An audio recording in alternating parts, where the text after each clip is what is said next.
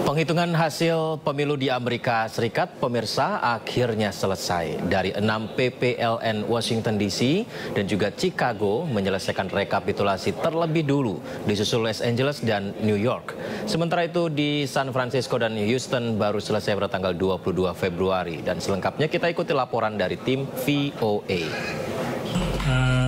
Dari 6 PPLN di Amerika Serikat, Houston termasuk PPLN terakhir yang memasukkan data ke KPU. Ketua PPLN Houston menjelaskan kepada VOA alasan utama mengapa datanya masuk paling akhir. Jadi kami maksimalkan semua penghitungan surat suara pos yang dia postmark tanggal 15, lalu karena President's Day jadi delay kan. Jadi kami memastikan bahwa semua surat suara yang pemilih masukkan itu sudah misalnya kita hitung bersama. Itu juga kenapa kita pending karena tenaga kami sudah pada capek, Bu, dari pemilihan, dari kita terbang dari KSK tanggal 4, kemudian langsung kita TPS, kemudian langsung penghitungan suara. Baca dari KPU, petugas pemilihan itu banyak yang sakit dan meninggal. Jadi kita berusaha safety-kan untuk petugas kami. Yang penting tidak melewati dari aturan yang dijadwalkan oleh KPU. Sementara PPLN San Francisco yang juga baru selesai rekapitulasi punya alasan sendiri. Kantor kita kecil, KJRI San Francisco kecil. Jadi kita hitung satu-satu. Bukan kayak di LA kan ruangannya besar, dia bisa paralel, bisa 10 TPS atau pos 9 ya. Terus di New York dia kan nyewa gedung. Kalau di KJRI ini mungkin bakalan lama juga kayak kita.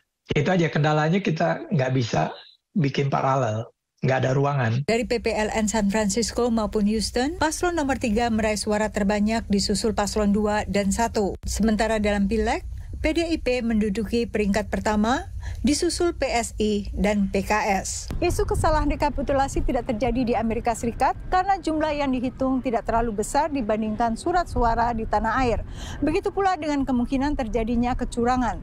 Boleh dikatakan tidak ada, menurut penjelasan dari pihak pengurus, pengawas maupun para saksi. Meski jumlah suara jauh lebih sedikit, pengawas serius memantau jalannya penghitungan. Kalau misalnya pelaksanaan pemilu di Washington DC ini ada terjadi suatu berita yang negatif, itu menjadi dalam negeri bisa menjadi isu yang digoreng untuk hal-hal yang kepada kepentingan lain. Gitu. Jadi maka sebagai Waslu di sini ketua, berusaha memastikan bahwa pelaksanaan tahapan pemilu itu berjalan sesuai dengan aturan yang ada. Sementara politik uang juga tak dikenal. Main bombong duit, atau juga suara luar negeri juga nggak ada, nggak begitu terpengaruh. Nah kayak gitu, jujur aja, luar negeri ini nggak terlalu banyak untuk